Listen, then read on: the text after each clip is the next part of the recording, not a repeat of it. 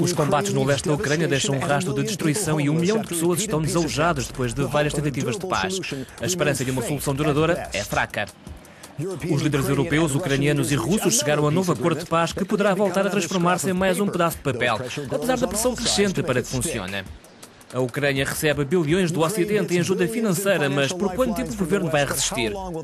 Sem paz, o presidente ameaça aplicar a lei marcial. Com alguns países ocidentais a defenderem que se armam os ucranianos para repelir os rebeldes pró-russos, até que ponto o conflito se arrisca a tornar-se numa guerra por procuração? Seja bem-vindo ao The Network. Conosco aqui no Parlamento Europeu em Bruxelas, Hans Van Balen, da Comissão Parlamentar dos Negócios Estrangeiros do Grupo da Aliança dos Democratas e Liberais pela Europa. Em Kiev, Dmytro Kuleba, embaixador ucraniano extraordinário para as comunicações estratégicas. E em Baku, Sergei Markov, co-presidente do Conselho Nacional Estratégico da Rússia e antigo membro da Duma do partido do presidente Putin, Rússia Unida. Sejam bem-vindos. A primeira questão. Hans, há imenso cepticismo sobre o mais recente cessar-fogo. Vai ou não funcionar e porquê? Vai porque Vladimir Putin percebe que é também o futuro da Rússia que está em jogo. Ele pode silenciar os rebeldes. O problema é em Debaltseve, onde os ucranianos estão mais ou menos no enclave que deve ser posto em segurança. Os ucranianos podem ficar lá, mas têm de entregar as armas e os rebeldes também.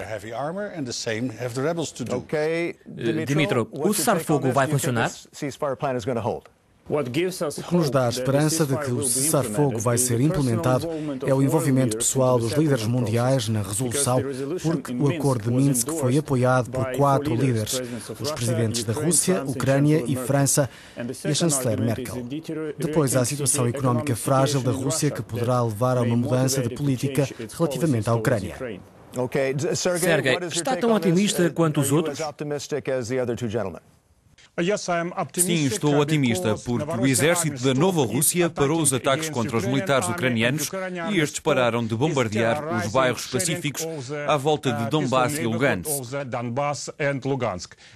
Em Donbass houve alguns combates, mas de forma geral penso que ambos os lados vão passar alguns meses a preparar-se para começarem as batalhas lá para abril ou maio. Se o cessar-fogo não funcionar, a União Europeia diz que todas as opções estão em aberto. Se não funcionar, está a falar no envio de armas ou em algum envolvimento militar?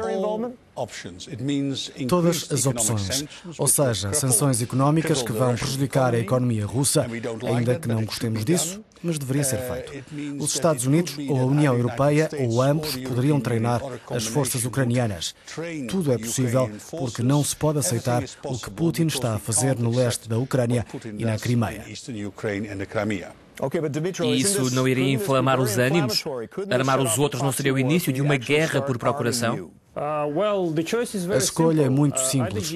Ou a Europa fica parada a ver como os princípios e valores nos quais se baseia são violados pelo comportamento agressivo russo, ou pode apoiar a Ucrânia ao defender a sua integridade territorial e ao combater o terrorismo apoiado pela Rússia. É muito simples. Qual seria a reação russa se armasse os ucranianos? A Rússia vai continuar a apoiar o povo da região de Donbass contra o genocídio organizado pelos criminosos de guerra de Kiev. E pensamos que a solução para a Ucrânia é a democracia. Democracia significa que apoiamos o federalismo, logo a paz. Os que são contra o federalismo, contra a democracia, estão contra a paz na Ucrânia. Sobre este ponto, não seria a altura, como alguns defenderam, de talvez dar a independência a esta região?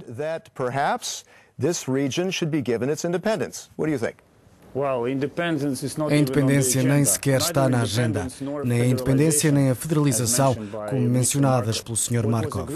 O que foi acordado em Minsk e o que as partes devem respeitar foi um processo de descentralização como parte do processo para reforçar a nossa governação. É a questão central.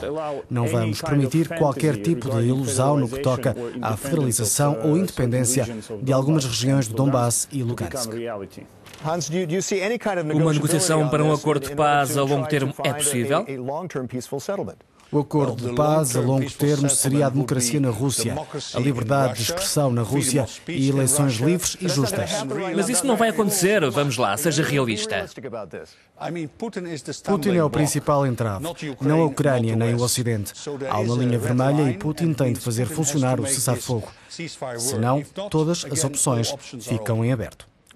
Sergei, let me go to you. A Rússia desistiu da ideia de integrar a Ucrânia na União Euroasiática?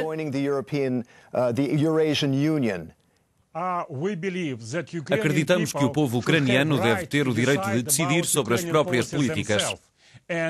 Sabemos que, de acordo com todas as sondagens, a maioria prefere falar russo e todos querem que a Ucrânia tenha boas relações com a Rússia e com a União Europeia. Por isso, devemos limitar os que em Kiev são responsáveis pelos terríveis crimes de guerra. O que é que responde a isto?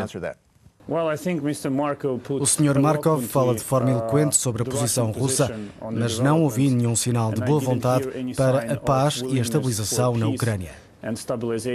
Porém, tenho a certeza que nós, as autoridades ucranianas, com o apoio da União Europeia, Estados Unidos e outras democracias, vamos encontrar um caminho para que a Rússia cumpra as suas obrigações.